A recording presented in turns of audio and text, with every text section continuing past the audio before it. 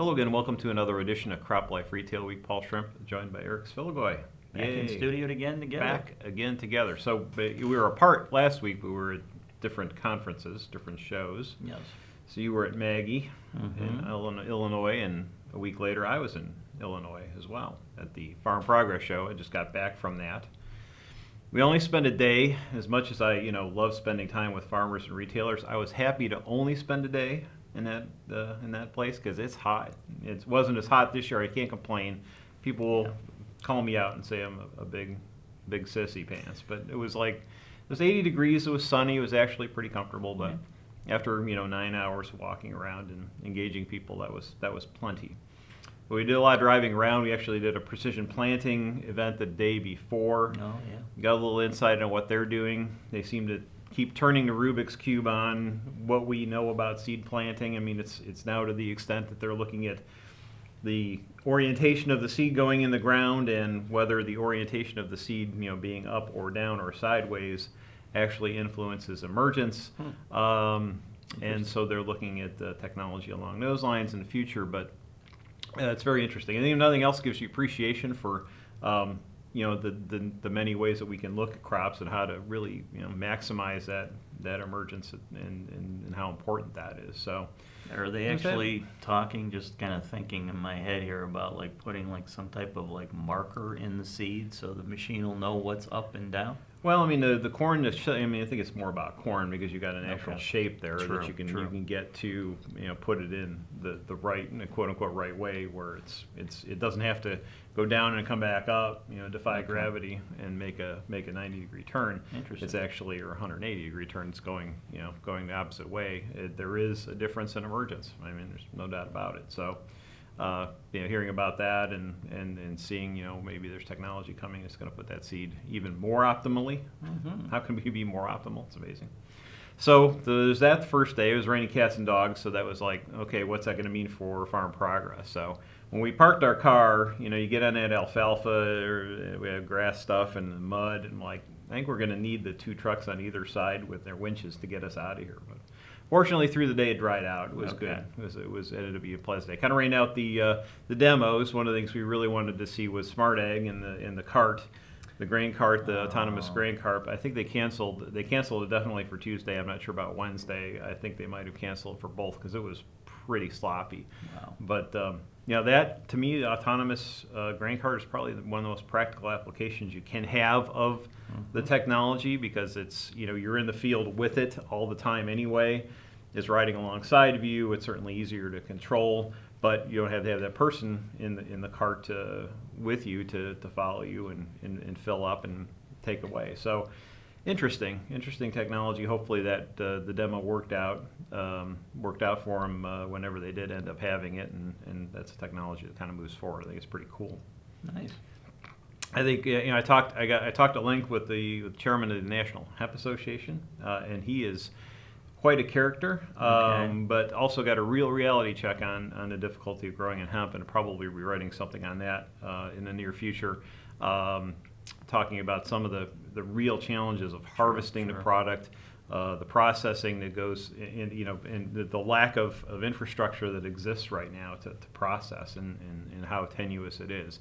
It's a great potential future crop, but I think it's going to take some time before we really get there, based on what I've seen so far. Well, and obviously the reason that a lot of people are talking about hemp is because corn and soybean are having such a tough time commodity price-wise and in the field. I know, Paul, like you had said, you were in Illinois. I was as well for the MAGIE show, and I know while I was out in the Midwest, I also was in Missouri and in Iowa visiting John Deere and a couple of other folks in the market, including our friends at Doyle Manufacturing.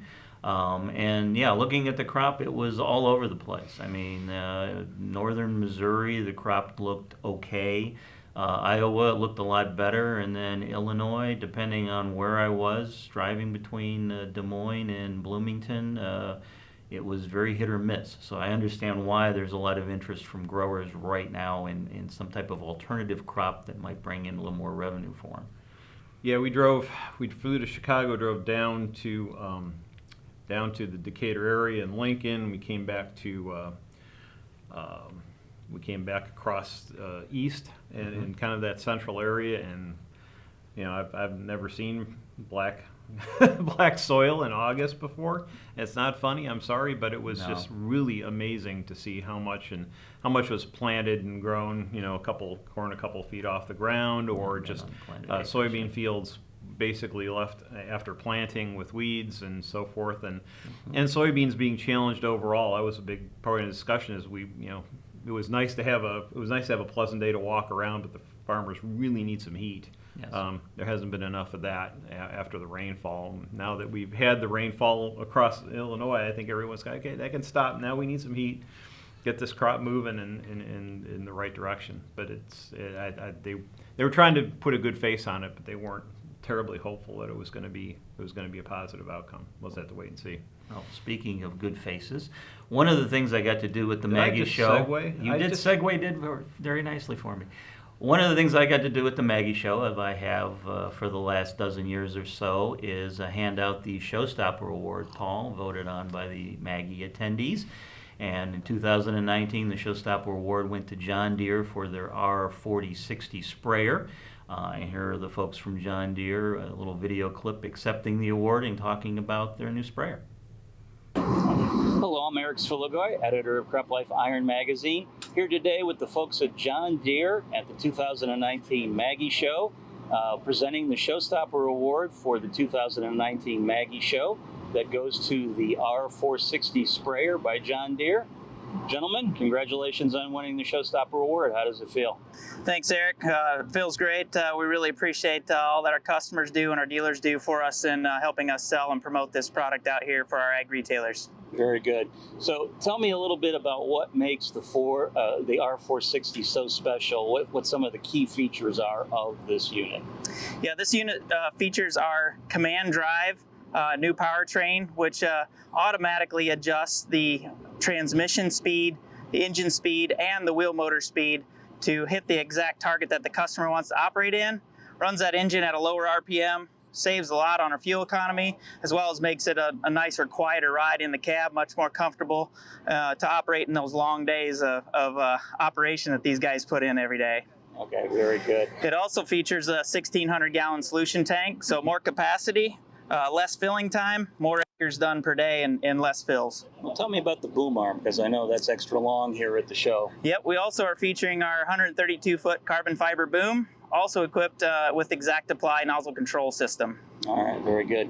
So obviously, as the Showstopper Award winner, you guys got the most votes from the folks here at the MAGIE show. Tell me what kind of feedback you were getting from attendees at this year's show.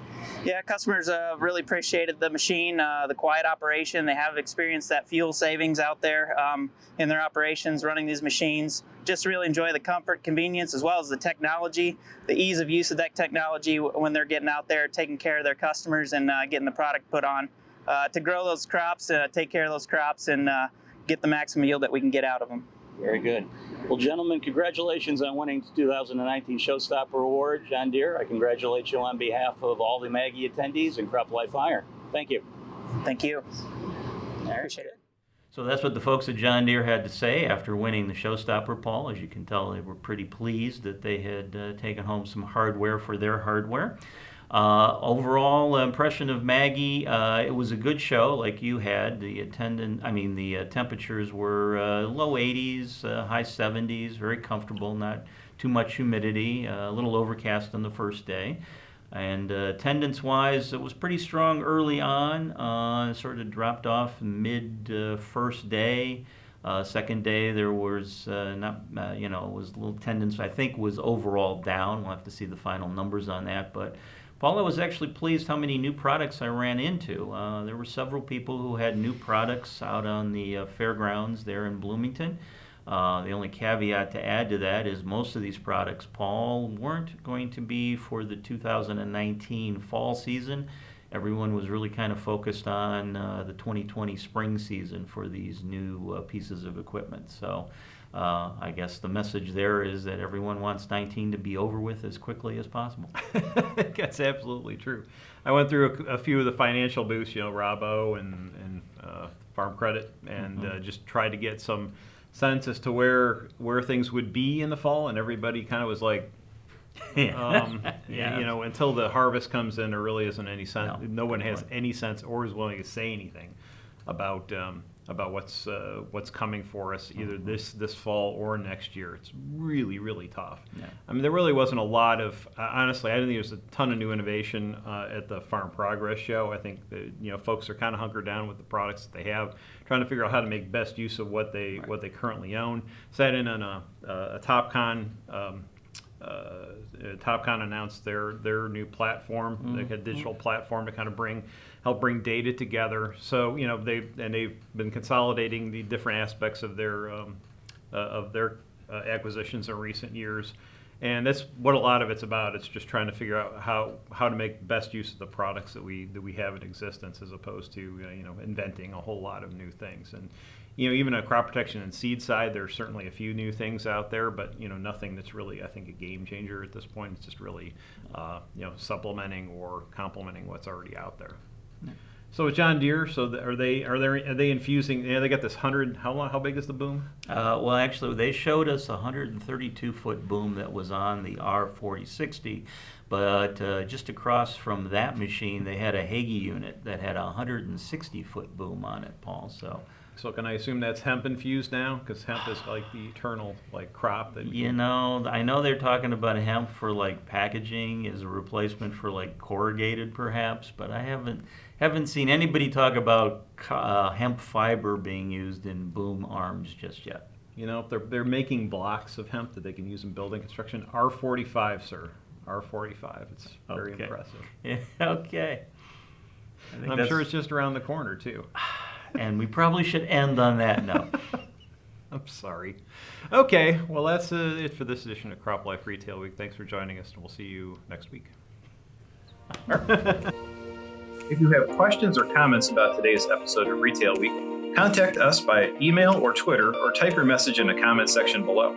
Your feedback is important to us. We'll try our best to address your thoughts in next week's episode. And be sure to subscribe to our YouTube channel.